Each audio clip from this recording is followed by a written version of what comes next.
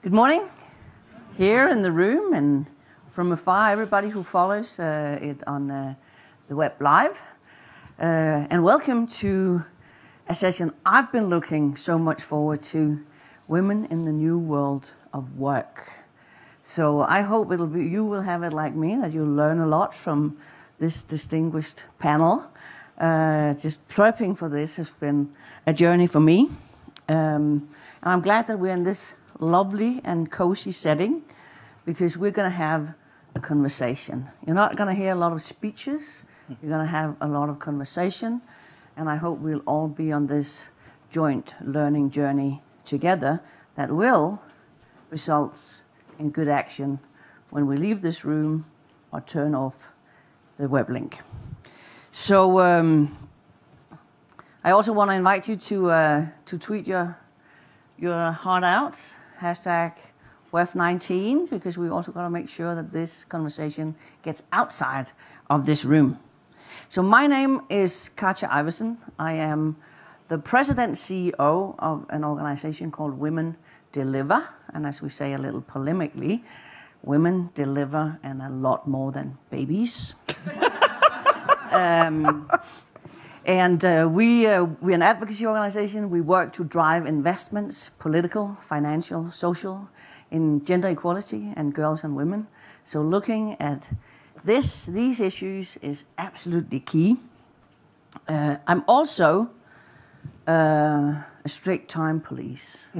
So as I told my fellow panelists here, I will be insistent, respectfully annoying if we go over.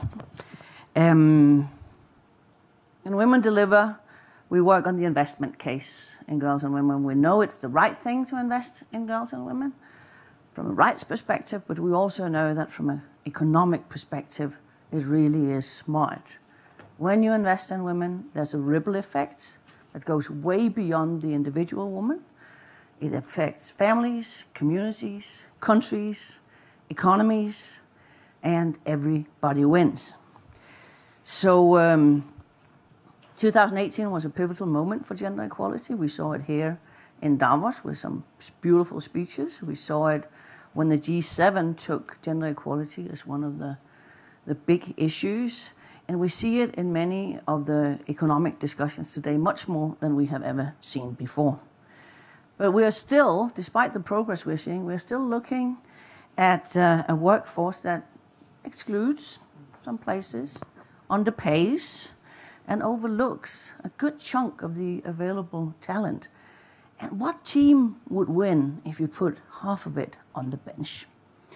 So the data shows, the World Economic Forum report shows that we have a severe gender gap, and that if we looked at the economic participation, and it would take 202 years for women to reach economic parity if we take the pace that we have now. And you know what? That's not just good enough. So how wonderful is it to be in a room, in a setting, where people actually have power to make change happen? I think it's great. And so we're gonna talk about the trends. We're gonna talk about what is the future that we want. Not that just will come, but that we want, because when you know what you want, you can go towards it. And then on some of the solutions. And it's not going to be a blame game. We're not going to focus on the problems because we know them. But we are going to look ahead and see what can be done. So I could talk a lot longer, but let me just get over to what is really important. And that is the how and the what, and then the what now. So we're so lucky to have this fantastic lineup, and it'll help us dig into the topic. And you can all read a lot more about them on the app. So I will be a little brief, but we have Alan Blue, Vice President of Products at LinkedIn, and one of LinkedIn's co-founders, and has really done some great studies about the gender gap in AI. We have, and can I just say, Mr. Blue, it sounds like a Tarantino movie. But you have not heard that. What do I get to be then? Some of them died very violently. I don't want to be one of them. Jonas, you look like you want to be pink or not want to be pink? That's the question. And Janet, Foutty Chair and CEO of Deloitte Consulting, and great author, very inspiring, and super public speaker. I heard her yesterday.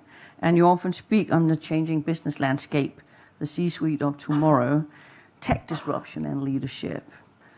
Jonas, the interrupter, Prising, Chairman and Chief Executive Officer of ManpowerGroup. You are a renowned expert on labor markets and where it's going, the world of work trends, and very passionate about the workforce. So Michelle Zatlyn, co-founder and CEO of Cloudflare. Zatlyn, you've been named one of the top women to watch in tech by the Huffington Post and Inc. magazine, and also, if I may say, kind of the living proof of one of the beautiful living proofs that young people are not just the leaders of tomorrow; they're very much leading today. And to follow your career around that, it's been great. So let's jump into it. I'll sit down. And I'll start with you, Jonas. So according to the 2018 Future of Jobs, the top emerging jobs in the fourth industrial revolution include data analysts and AI machine learning specialists. Yes. And that's also where we have the growing demand for skills within this area. But what kind of skills, training programs, and really proactive steps must we take now to secure that place for women in the new world of work? Well, since we are talking about the world of work, maybe stepping back and where you started from, Katja, women's participation in the workforce is 20% less than men at a global level.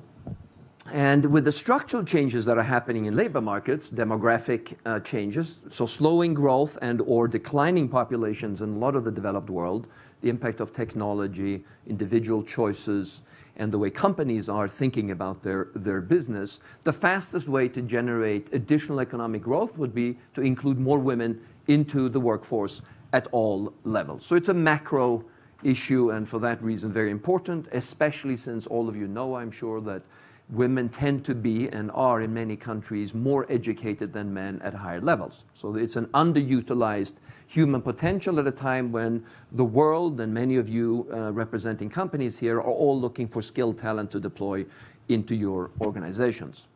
When we then talk about, and you referenced here a number of technical IT-related jobs that are specifically impacting the workforce in different ways, driving demand for a lot of skills in the tech area. It is true that women are significantly underrepresented in that part. And the degrees, for instance, in computer science today held by women is probably 18%. Sadly, it's down from 37% in the 80s. Now, of course, the numbers and the scale are different. Nevertheless, it is clear that women are underrepresented, and I'm sure, Michelle, you'll talk a bit more about this later on, in terms of what it's like in some heavy tech parts of the world, to be a woman, because it's not that common. Then the narrative is also that technology is going to disproportionately impact roles where women are overrepresented. And off-cited are business and financial operations, administrative, office, clerical, a lot of transactional work where AI and technology will have a disproportionate impact. While we agree that, of course, women are underrepresented in certain job skill sectors, we're not so sure about the underrepresentation and the impact there. For the simple reason that we believe most of the technology impact will augment human capability. It's not, it's going to be a question of, combining human skills with human capabilities. Although we can project what's going to happen, we don't know that it is going to happen.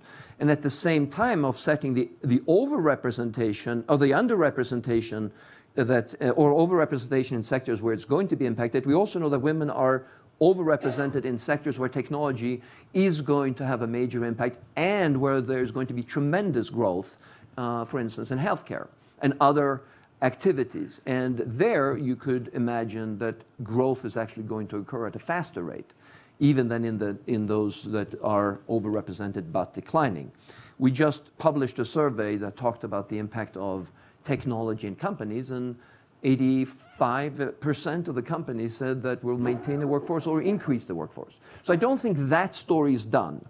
But the question on the what can we do to help women enter into those areas, of course encouraging more STEM related activities early on. My own daughter chose a STEM career because she was passionate about it. She was worried about it, knowing full well that the representation of women in her chosen field of expertise is low. So she is, of course, looking for employers that have policies that encourage women to come in and fully participate and choose their paths. So I think that is, an early on action we can take. The other action I think we can take is to really look at drive and desire, because we think they are very strongly predicting success. Most of the tech hiring is done on experience and formal accreditation or degrees, which tends to favor men since they are incumbent and more represented there. But we've run a short burst skill enhancement program in India with 1,500 Indian applicants, 60% of them women. The women were considered not sufficiently qualified, whatever that means. And we know that for women to apply fully to these jobs, they want to feel that they're overqualified. But in a short burst of 40 days, we are able to place 97% of those women. So this idea that you have to have a formal degree, and what I just said about computer science graduates, I'm not so sure that the future of education and the speed with which technology is changing is actually adapted to that. We think it's going to be much more of an iterative process, faster learning. And so therefore, if behind today, actually there can be pathways and ways of getting an acceleration that wouldn't talk about the 200 years to catch up. So I think whilst we should definitely recognize the issue, there is also cause for optimism as long as leaders address these issues, because in the end, I think it comes down to business imperative. It's not a program. It's not a sustainable development goal. It is real business strategy importance. And if you treat it like that, as you would anything else, you can and should be able to move the needle in the right direction. Thank you. Thank you. And if I may jump to you, Alan, because you've been looking a lot at numbers on, and LinkedIn been studying it together with the World Economic Forum.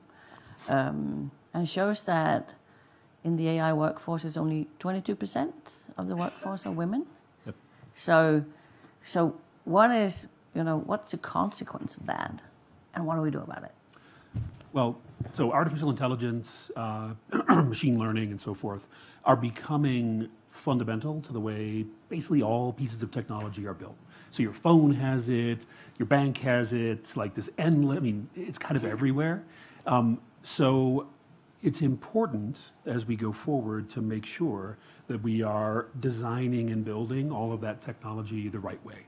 And the only way to do that is to have diverse leadership and diverse people come from many diverse backgrounds actually building that stuff. There are many tales, I'm sure many of you have heard them, about biases which are unintentionally built into systems because either the data is biased by itself or because the choice of the objective functions for a piece of AI are poorly selected, or the way in which you measure the results is actually replaced by the way you measure the success of the algorithm. So a broader variety of viewpoints when actually building artificial intelligence can actually put us in a place where that technology, which is becoming so ubiquitous, is actually being built for all of us and not just for basically a bunch of dudes who are the people who currently run the technology around around this stuff. Just very quick, what are a couple of those examples where we see the inbuilt biases? So We've heard about the face recognitions in airports. yeah, so where face we all recognition is a really good one. Yeah. Like, original training for face recognition was based on celebrities who are primarily white and male. Therefore, that algorithm was very good at recognizing white men, but it wasn't good at recognizing anybody else. It had like a 97% accuracy rate for white men, a 3% accuracy rate for black women. So that has to do with the training set, which was specifically selected. Other examples include recommendation algorithms. If you use a feed in social media and so forth, those the order of the items in your feed is determined by a machine learning system. When you choose what that feed is supposed to contain and you base it on things which aren't actually for the good of everybody involved, you end up with something which produces a very either attenuated or very biased collection of results. I can give you a good example from a search perspective. Mm-hmm. So when you actually search on LinkedIn, when a recruiter searches on LinkedIn for people who are, have particular sets of skills, we return many people. However, because there are differentials in the profiles which are being returned, generally speaking, men's profiles will float to the top. Not a lot, but a little bit. So one of the things we have to be careful about is making sure that the results people see actually reflect the diversity of the people who are in the returned set of results. So the ripple effects of having not having that diversity in the workforce. And all of these things are unintentional. Yeah. Well, and if I could just, I know we're not supposed to interrupt yet, but I'm going to anyway, really quickly. I mean, to tie something Jonas said, together, we've been doing a lot of thinking in and around resume reviews and how we make sure that there's no bias as we look at using machine learning to that. And exactly to your point, but because women tend to understate their capabilities and men, maybe on occasion, tend to overstate their capabilities, that is something that we've been doing a lot of thinking about. And so I think is a really important example to highlight in this conversation. But I will say that this is actually a gigantic opportunity where we are right now. Because the people who are going to actually, the companies that are going to go out there and that are going to create solutions are much more likely to be willing to try something new in a place where their need is really great. And I have heard no less than 5 people in just a handful of conversations just in the last day here at Davos say, we just can't hire enough data people. We can't hire enough AI people. There just aren't enough of them for us to be able to do the work we want to do. So that means that everybody is prepared to do new things and to try new things and to look at the entire body of potential candidates in order to actually do that hiring. So we are at a place, this is true for all tech skills, but it's certainly true for the AI world, where if we really dig into it and we really try to fill all those roles, we're basically going to, pursuing women who can do these things and other groups of people who sometimes get excluded is actually something which I think is easy to do. Easy, that's good. We like that word. Yeah. So just no, I understand. Yeah. But very briefly at LinkedIn, we have a project where basically we have an apprenticeship project for engineers at LinkedIn, and we go out and scour the market for people who have non-traditional backgrounds. In other words, people who don't have the right degree or don't have the right pedigree or whatever, and we hire them. We train them for 6 months. Right. They become part of our team, and that, just by its very nature, brings in a massively diverse group of people. Right.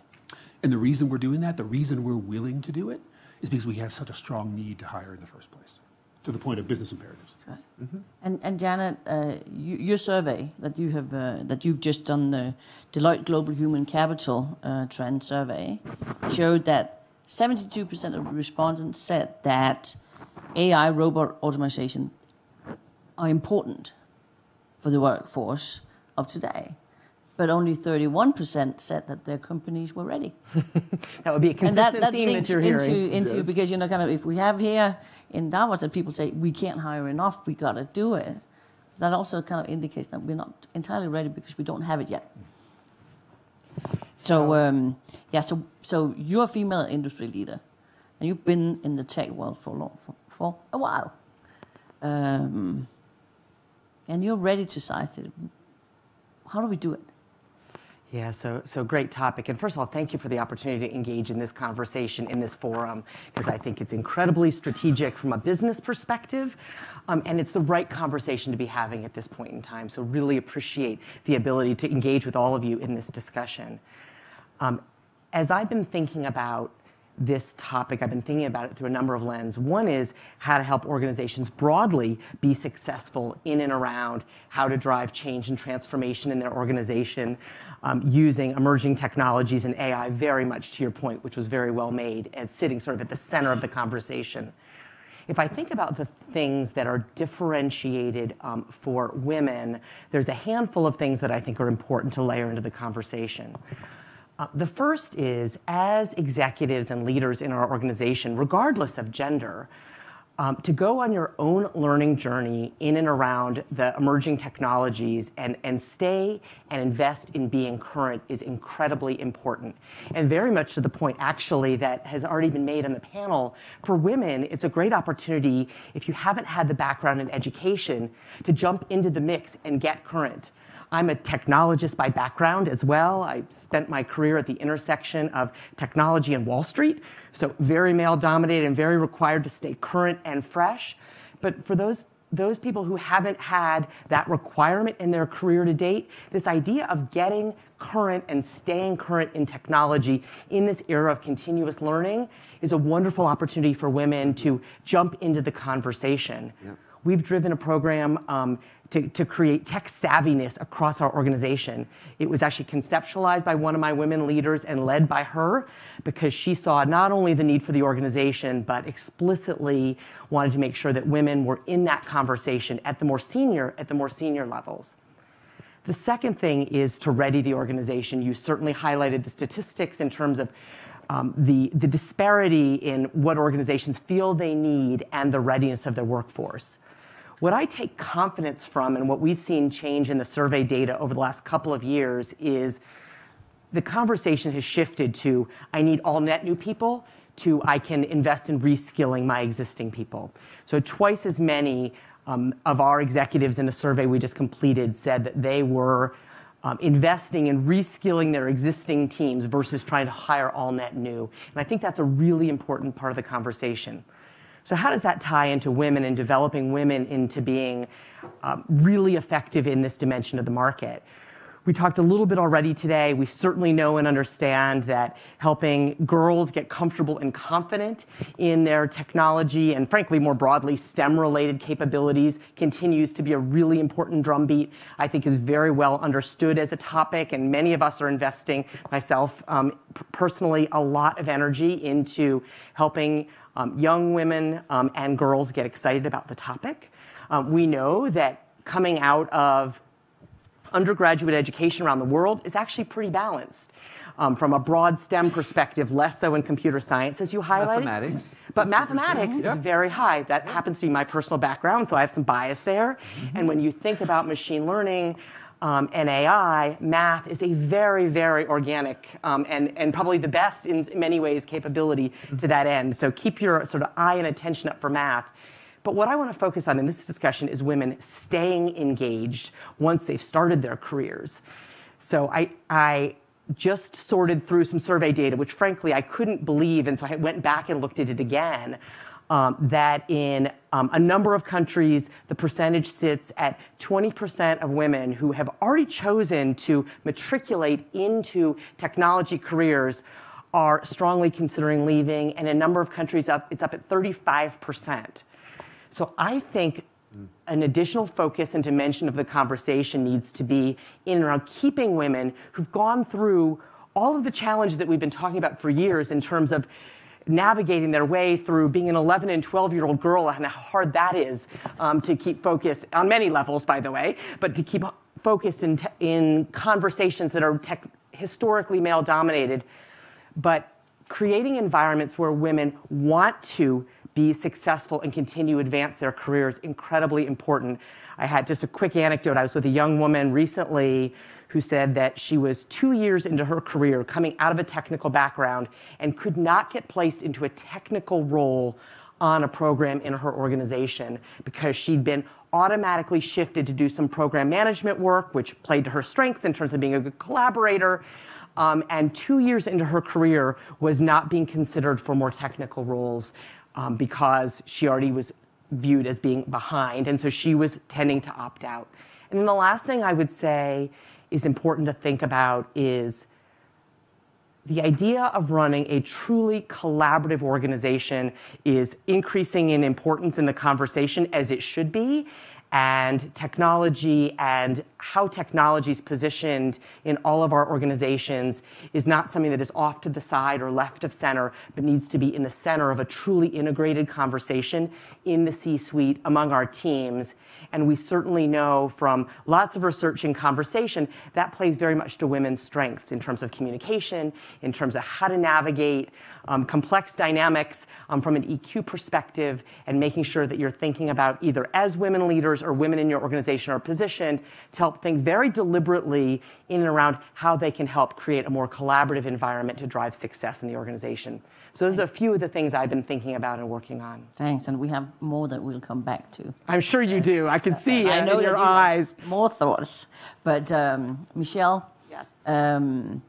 So when we look at women in the world of work and where the world is moving and all the new tech solutions that you have also helped, you and Zatlyn have helped create, it gives a much. It can also see, it's not all doom and gloom, because it also gives a lot more flexibility.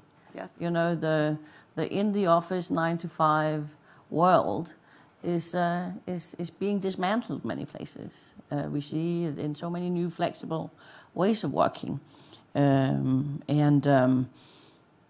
you have been working in this for a while, and I just want you to look at how can we strike that right balance with flexibility and all the opportunities that come, but also with some of the social protection. We've seen numbers of how many will be individual entrepreneurs or hired in on a daily basis and all of that. So how do we strike a good balance in that future of work for women? Because that flexible work condition, many women want to take advantage of, because we do know that the care work and the care load to still a large extent lies on women. I would say women and men actually want the flexibility. Yeah. I mean, I think women absolutely, but I increasingly see many, many men that want the same thing, because I do think there's a big shift going on. One of the things about the rise of technology and the tech companies, and again, there's been lots of things that we've gotten wrong, but I think in some cases, it has helped define how you can have a more flexible work environment for its employees. And some people really value that, and they flock to it, and they're very loyal to it, and they end up staying for a very long time. And I think that really speaks to this idea of having more control over your calendar. And often it gets framed as 9 to 5, flexibility, work from home. I like to say control over your calendar. Do I have control over when I get to come into the office, when I get to go home? And it might be different on different days, because, actually, at 3 o'clock on Wednesday, I want to be at my son's soccer practice. And, by the way, I have to go to this doctor's appointment. I don't want to check with anyone. And I do think that a lot of the tech companies have started to do a very good job of giving employees control of their calendar, and that there's a lot of positive response to that. And when they go to say, okay, I'm ready to move on to the next place in my career, if another company won't offer that to them, they won't go there. Because once you have flexibility over your calendar, to have that taken away is very hard. And so if you're an employer in the room, I think thinking about how can I give my employees more control over their calendar, so they feel like if they're doing a good job and we have checks and balances and they're delivering in what they're doing on a daily basis and they're contributing, where they are at 4 o'clock in the afternoon, let them decide, right? They're educated, they're smart.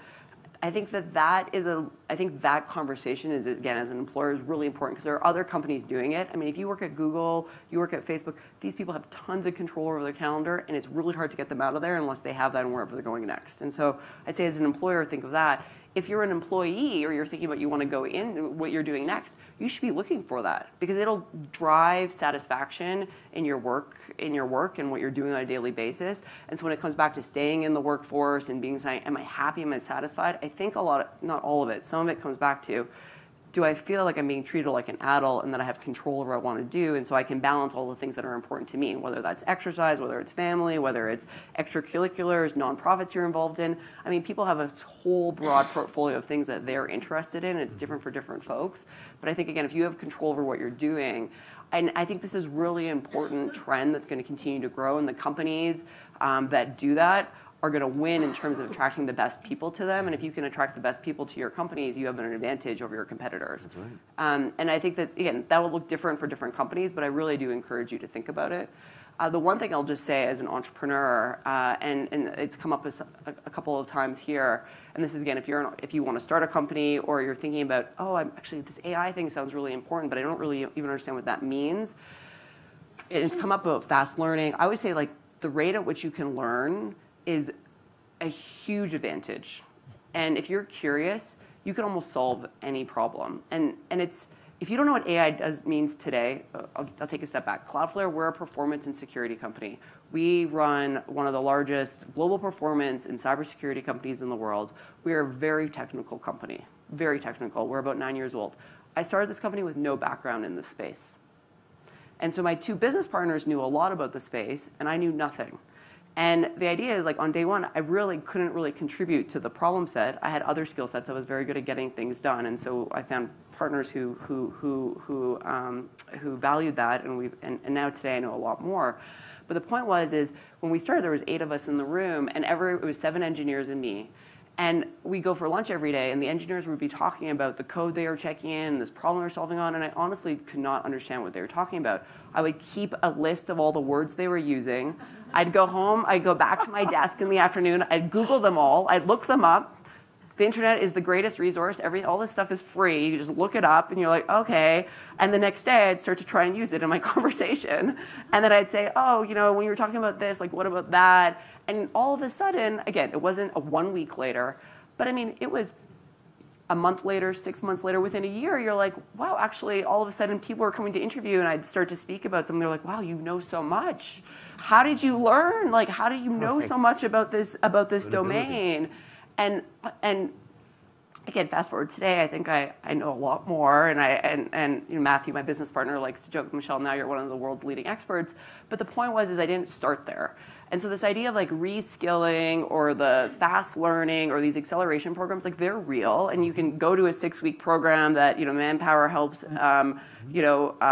create. There's a ton of online education programs, but just do it. Don't ask. Don't wait for someone to say, hey, go try this. Just do it and then start to do it, because someone early on in my career gave me this advice of a little bit of your career is about being a bit of a puffer fish, where having more confidence than you are in actually what you know at the time.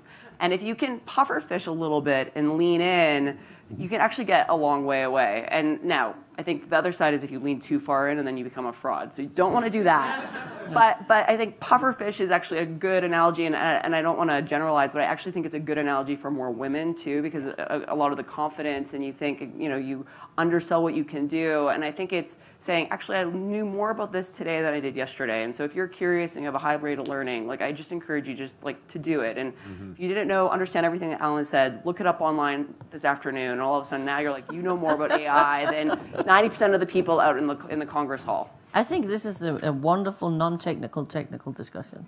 And I really like the reskilling that's actually gone through all of you, from what all of you said. So we have this term, no regrets moves. What are some of the moves you can make now that that's not going to have that will pay off no matter what? So in this space, and I hear reskilling, but what are other non-regret moves that we can take now? Because waiting to have the perfect plan, we've been outpaced by technology then. Mm-hmm. So what are some of the steps that we should take now that you would recommend companies and governments to take?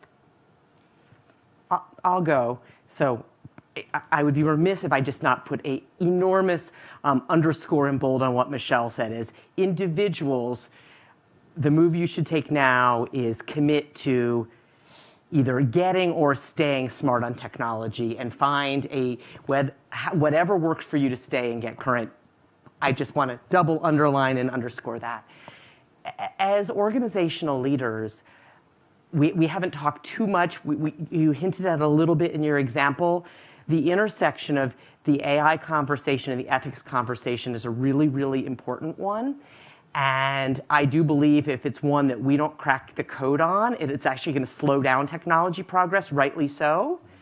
So the one no regret bet I would encourage you to make is, as you have either starting or ongoing initiatives, to make sure that your teams we all have a shortage of as much diversity as we'd like. I would pick your top talent, diverse population and put them on the most complex analytics, AI topics you have where you believe that you could potentially be excluding someone from that conversation through what you're doing. So getting women, prioritizing women into the fold there versus other places is where I would put my no regrets bet. Yeah, I put my no regrets on, so learnability. So as we know about IQ and how that is a good predictor for some things, not really a good predictor for job performance, combined with EQ, and we think LQ, so the learnability quotient, this ability that Michelle was talking about to rapidly pick it up, is with the help of data going to be something that employees or prospective employees are going to be assessed against. So it's going to be something that can help accelerate. So this notion of creating a culture of continuous learning within an organization, we think could be very beneficial to women. Visible female leadership at all levels drives and creates a pull factor in terms of people with skills that you want to attract can see that it's all the way through the organization. And we feel, since it's a business imperative, we've made it very explicit in our own company. We are in the top 3% in terms of public companies, Fortune 500. 43% of our directors are women, and 50% is not far away, with a good path to that. Our senior leadership is well balanced as well, and 50% of our emerging leaders are female. And we've tried to work hard on this because you've heard us talk a little bit about biases, unconscious biases that are occurring. So you need to create a culture of conscious inclusion, which in the end, it takes for granted that the business imperative is proven, the moral imperative is long being clear, but it has to become a culture where it's socially unacceptable not to have diversity included at all levels. And you ask yourself, so that sounds really nice, so how does that sort of play out in a organization? It plays out when you have male leaders preparing for a meeting, stopping me at the door of a conference room saying, you won't be happy. And quickly I'm trying to scan, think back, okay, why won't I be happy? Results are good, outlook is good, things are strategically moving in the right direction, except in the room that I'm about to walk in, there is one female leader in a team of 10. So my leaders know that I walk into a room like that when we have our assessment at the end of the year on how things went. Some of the operational stuff went really well, some of the financial stuff too, some of the strategic initiatives, but this mark against and will be an impediment for progression in the company.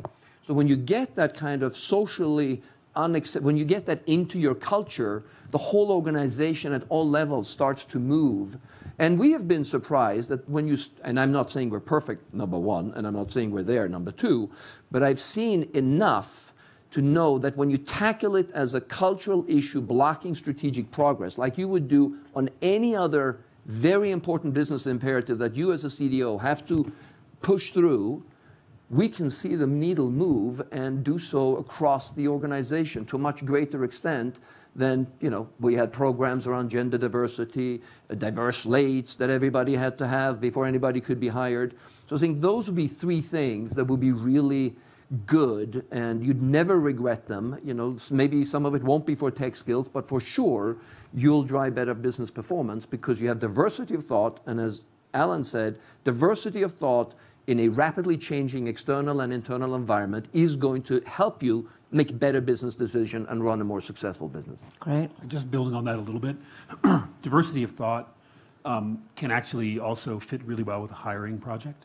So one of the interesting things that Silicon Valley discovered, this is about 10 years ago, but is absolutely true, is that people who are good at doing data science, good at doing machine learning, artificial intelligence, don't necessarily only come from the world of the PhDs in computer science and so forth. To your point about mathematics, anyone who works who has training in mathematics, physics, biology, any of the hard sciences, can be very quickly converted into someone who can contribute as a data scientist. Even the social sciences sometimes, right? Even that's true. Even the social sciences, but that group is a more diverse group, and those PhDs, PhD in biology, that's where you really can tap into a tremendous amount of diversity, because women are substantially represented in the people who are studying biology. Parity with men. 50%. Yeah, parity, exactly. Social science and maths are parity. Yeah, yeah. Still pretty rarefied air, though, for the record. PhDs in biology. It is. Master's degree is just fine too. Point taken, Just Janet. because the mode of thought and the training is very well, parallels really well the way that artificial intelligence and machine learning works. So if you're a company, I highly recommend you copy one of the models where people are doing this retraining and just get out there and just pull all of those hard science people who are interested in a job working on data science and give them the necessary training they need. You won't regret it. All right, 3 things you can all do, and it depends on what your lens you're looking for. If you're an executive in a company, you should make sure you're talking about this in your leadership conversations. I am shocked that some men just don't want to say the wrong thing when it comes to gender diversity. And so by just talking about it in your leadership meeting weekly, and whether it's about a business strategy and what we're doing about this, it actually gives people more comfort that then they go take to their teams and whatnot. And again, it just talking about it actually matters a lot in giving your team the language and a safe space to help improve the way they talk about gender balance within your organization. No one's going to tell you that they don't know how to talk about it, but if by talking about it, they get better. So that's, if you're an executive in a company, that's one thing. Second thing is organize a dinner, invite the 10 most powerful people you know, and ask them all to bring somebody who is undiscovered. And ask them all to bring somebody who's undiscovered and help bring them into those conversations, because it'll give them the confidence, they'll have the networks, and then it's up to them to help follow up. And if you are the ones who are getting invited, say yes and go. and show up and do a good job and then follow up after. I know some folks who do this in DC and New York, and it's actually really powerful to help bring another set, younger or the younger generation, people who maybe aren't working in the industry, to help start to connect in that world. And then the third is, if you are thinking about where you want to go next as an employee, like if you're thinking about what am I going to do next in my role, you should be asking the person who's trying to hire you about how are they thinking about about gender balance in the workforce in a very professional way, because by the employees, candidates asking the hiring manager and the recruiter, then it gets fed back into the organization is, wow, we have to take this seriously because we're not going to be able to hire this person because I need better answers on it.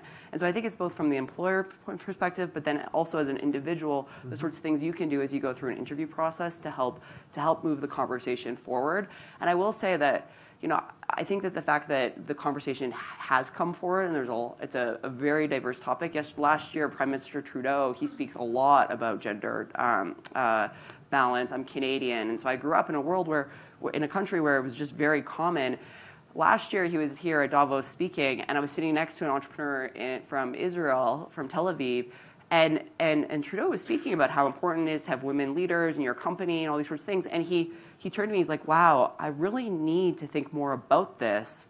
Do you know anybody I could hire? And so I think by talking about it, it's I kind of feel like everyone should know this by now, but there's a lot of people in the world and not everyone knows it. So I think continuing to talk about it is important. I love the flow of this, because we start reskilling, learning, visible female leadership, visible male championship around it, talk about it some more, the consciousness around it, and the diversity of thought.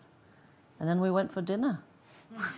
I love it. Everyone likes to have a dinner, right? Have a dinner with a great group of people. Yes. But great, really great ideas, and very tangible things. Some of them are really big, but you can be a champion. Yeah. And these are things that we can get. Great, I love it. So if we take a little bit of a tech view on it, because we could paint a really doom and gloom picture of how we are in a downward spiral, a vicious cycle, but we can also say, how can we actually utilize the technology in a positive way to close the gender gap? You mentioned a couple of things, Alan, where you said that male came higher up on the searches. Mm-hmm. But hey, if we can make some conscious choices, how can we use technology to close that gender gap? We think assessment, so data will be more available, and the issues that Alan talked about will be addressed. And the use of assessments, not only on hard skills, soft skills, but learnability, are going to become more sophisticated.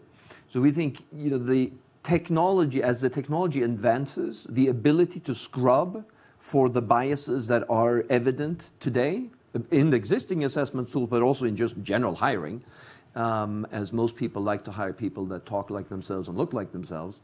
So if you neutralize that with the help of technology, your hiring biases will go away, and you can fully look at what are the best predictors for performance and growth potential.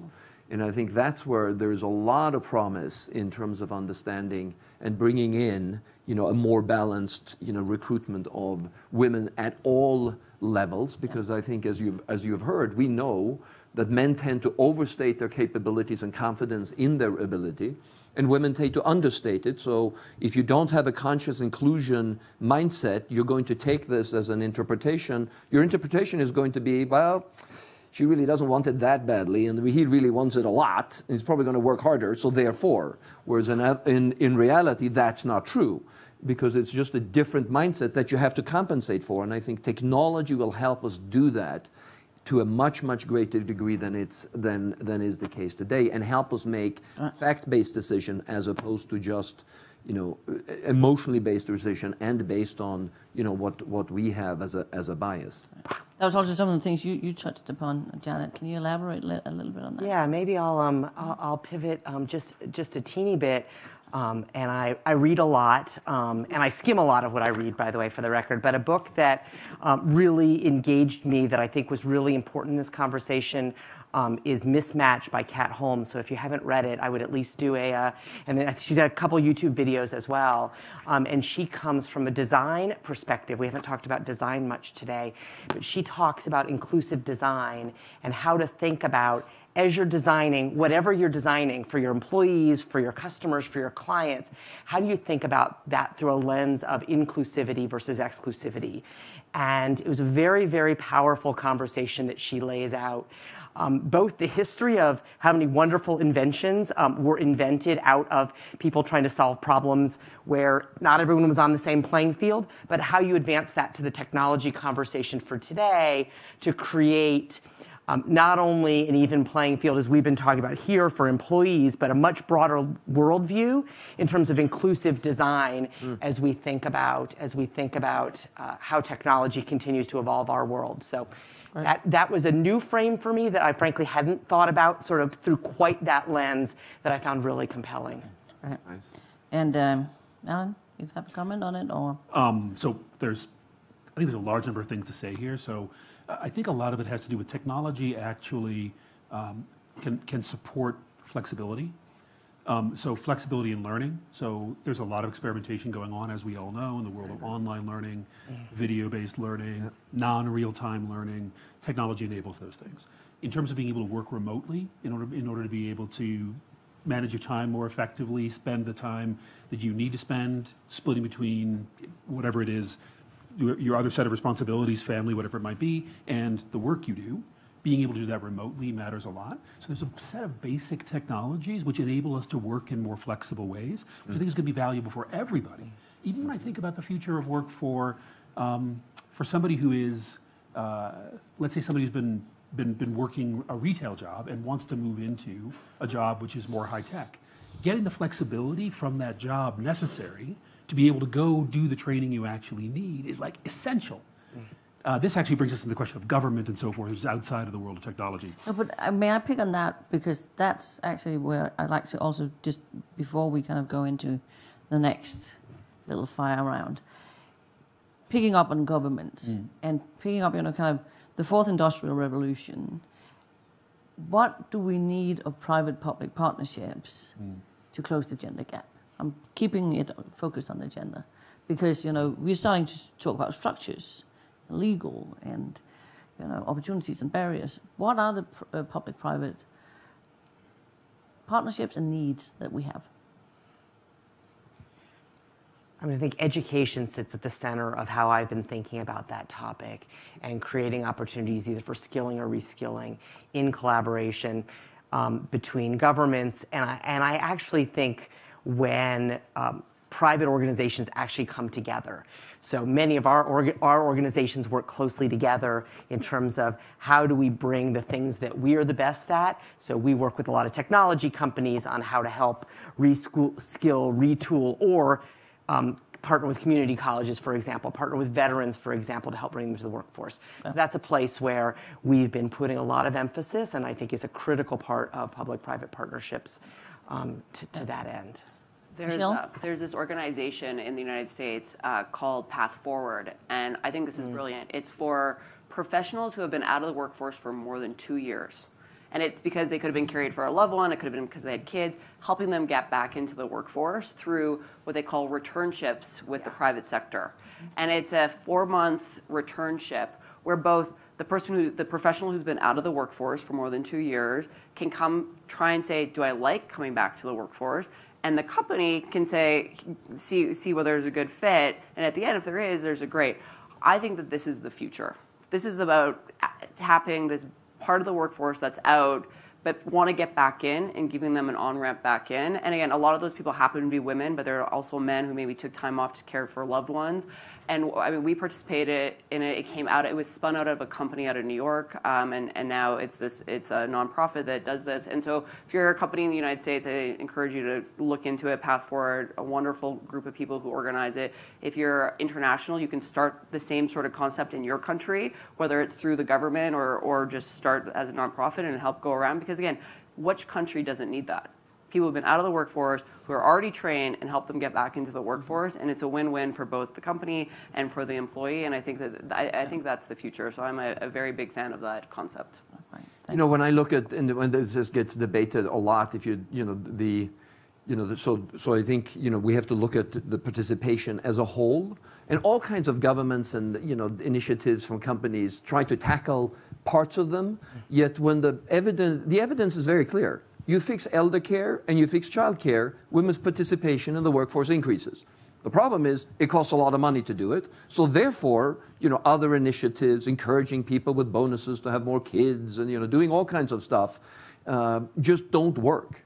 Because the main driver is to free and give women the opportunity and the choice to participate, and men, to participate in the way that they want to do into the workforce.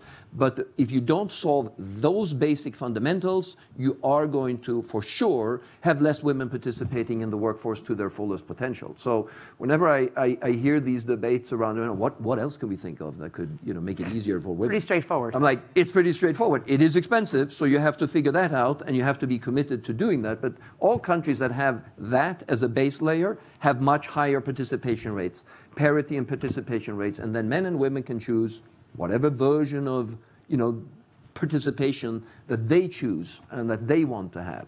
But that's the fundamental solution that needs to be put in place. Thanks a lot for pointing that out. And that is some of the things that needs, it's not just in terms of the workforce, but in gender equality, some of the absolute basic that needs to be there. I'm going to take it to a little bit of a different place before you get your last tweet. Remember, WEF19? Hashtag. So we've spoken a lot about what can we as company leaders do, what can we do in the workplace. But we all people, a lot of the gender gap comes from things that's not happening in the workplace.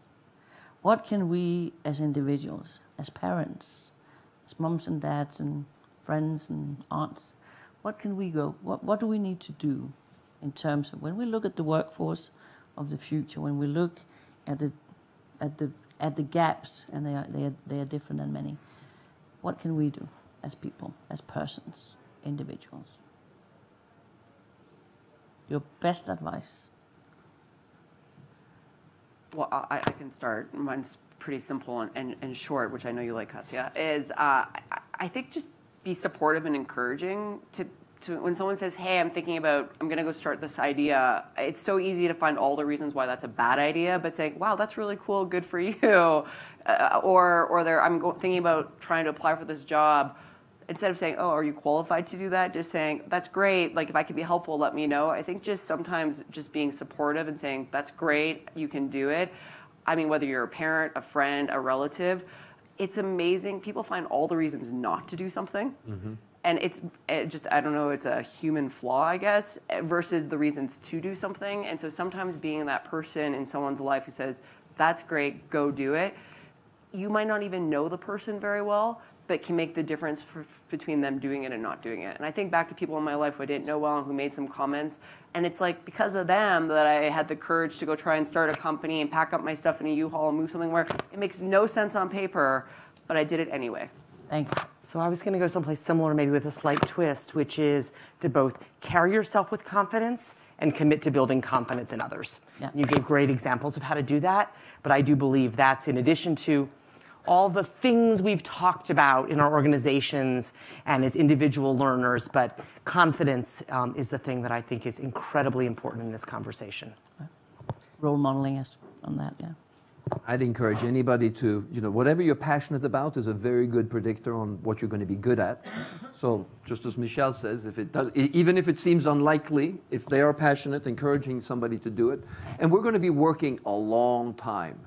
Whatever decision you make isn't going to be the decision that you're stuck with for the next 60 years of your working life. A lot of people will have plenty of choices to work in different ways, in different fields, learn new things. And encouraging that, the decision doesn't have to be made now and be valid for the next 45 years. It's likely to change many times, and I think that's really, really good. And it's it's the way it's going to be. So acknowledging that and not having that be a fear factor, I think can maybe also be helpful. Alan, I have a quick So, mentor somebody. I think one of the key pieces in any of this, especially when you're talking to somebody who's young or at the beginning of their career, making a change in their career, considering a new path, is in general, they don't know what's going on and they need to see. I mean, I know for sure, everyone I know who's been making a change, the most valuable thing they can do is find someone who can actually help them think through that change. And just by asking somebody, you are modeling a behavior which is vital to professional success. Calling on somebody else makes you smarter, more capable, able to do it more quickly. And what's more, if you're showing that you're asking other people will have the confidence to ask as well. Thanks. I have one as well before we go to your tweets. So research shows that girls feel, as valuable as boys until they are about 4 to 5 years old. When they feel as strong, they feel as smart, they feel equal. When they are 7, they already start feeling inferior. They don't feel as strong, don't feel smart. So that's also, as parents and as upbringers, we have to be aware of that. What is it that you're saying to your boys? What is it that you're saying to your girls? Are you encouraging, math and play and science? Are you, so that's just one that we can all take in our interaction with even small children.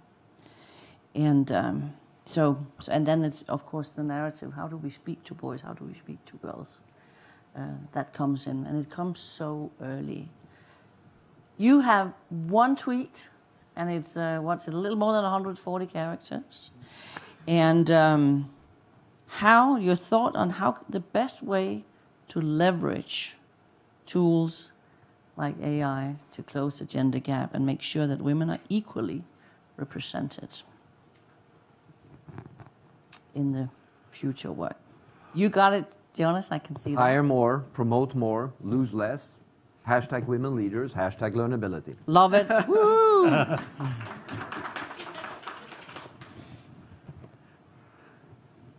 Oh, you go? Yeah. No. Go I'm ahead. working on getting it down. Go ahead. No, please. 140 characters. Very, very stressful.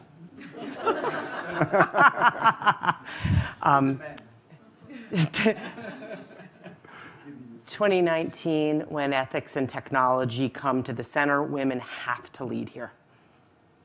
# women who lead. # women who lead. Did you get it down, Alan?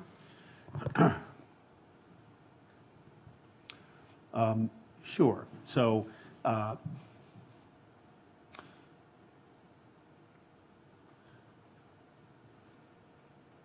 we rely more and more on machines helping us make good choices. Women need to be there to help machines make good choices. Lovely. Oh, that's really good. Nice. Well done. While there are more men than women in the workforce, there's no better time to be a woman in the workforce. I'm optimistic for the future. Hashtag WEF19. Thanks. There we go. So,